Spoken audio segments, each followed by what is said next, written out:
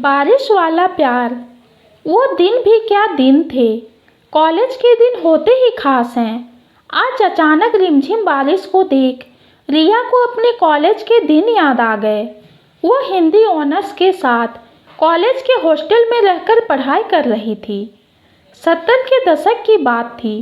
कक्षा में भी लड़के लड़कियां उन दिनों पास पास ना बैठते थे। लड़कियों का समूह अलग, लड़कों का समूह अलग, पर तब भी उस दौर की बात ही कुछ और थी। अध्यापक के आते ही छात्र छात्राओं का अदब से खड़े हो जाना, ध्यानपूर्वक उनकी बातों को सुनना। हिंदी साहित्य के विद्यार्थी कॉलेज में अलग से ही जाने जाते। कबीर, रसखान, प्रेमचंद, गोपाल दास आदि महान कवियों को पढ़ना, फिर समझना व उन पर आलोचनात्मक टिप्पणी करना आसान काम नहीं था। रिया सारी किताबों को पढ़ती, संदर्भ ग्रंथ लेकर आती, लाइब्रेरी में घंटों किताबों में खोई रहती।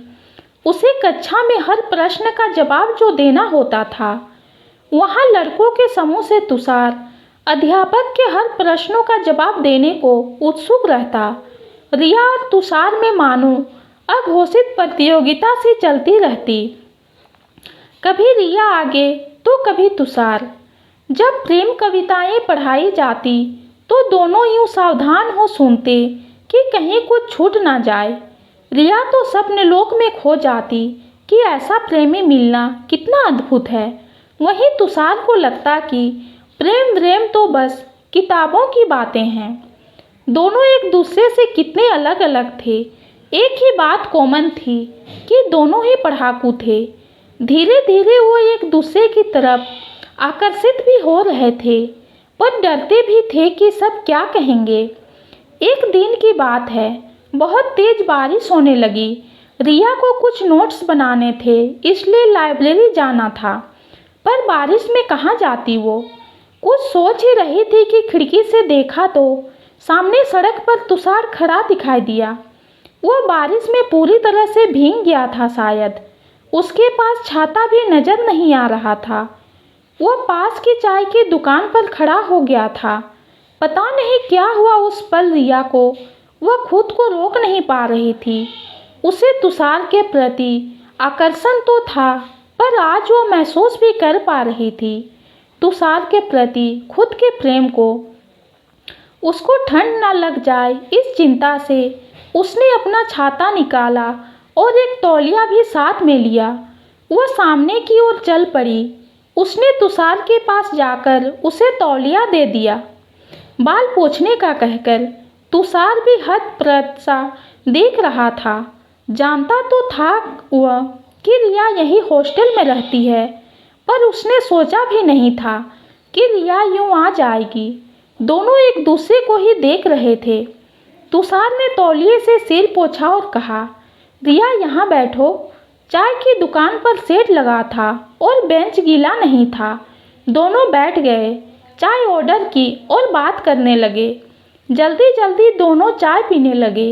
रिया ने पूछा, बारिश में बाहर क्यों निकले तुम? तुषार ने बताया, वो जब अपने दोस्त के यहाँ से निकला था तो मौसम साफ था, बारिश नहीं हो रही थी और रास्ते में ही अचानक मूसलाधार बारिश होने लगी।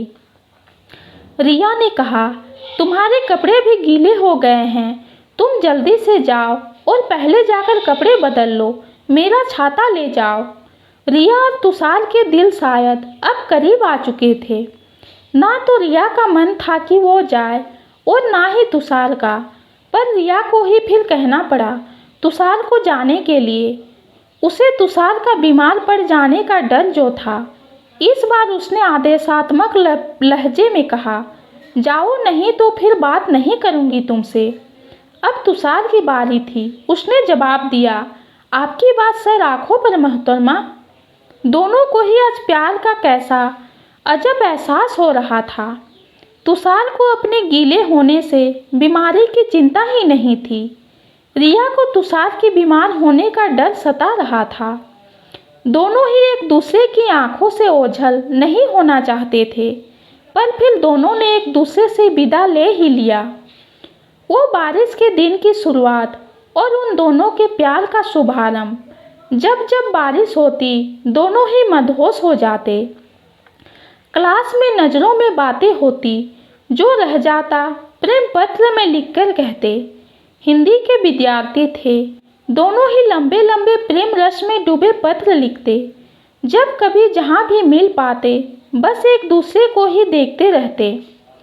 धीरे धीरे अब उनका प्रेम परवान चढ़ रहा था। कॉलेज में कोर्स भी खत्म होने जा रहा था। अब उनके मिलने के घंटे भी बढ़ रहे थे। दोनों घंटों एक दूसरे में खोए रहते, साथ ही पढ़ भी लेते।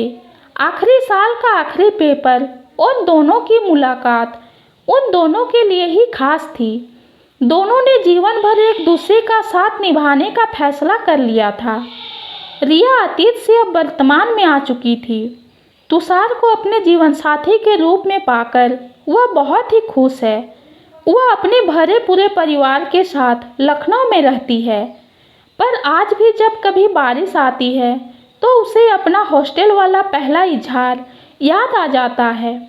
पोते पोतियों के हो जाने के बाद भी तुषार बारिश में आज भी जानबूझकर गीले होकर आते हैं और उसके हाथ से दिए तौलिए का इंतज़ार करते हैं।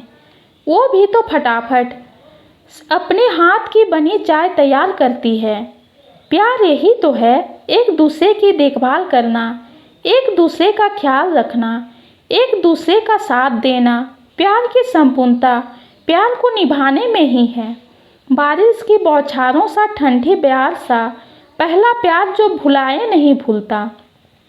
हर बारिश के साथ वो और परिपक्व होता जाता है। उम्मीद है ये कहानी आपको अच्छी लगी होगी। अच्छी लगी है तो चैनल को लाइक और सब्सक्राइब करें। कहानी सुनने के लिए आपका बहुत बहुत धन्यवाद।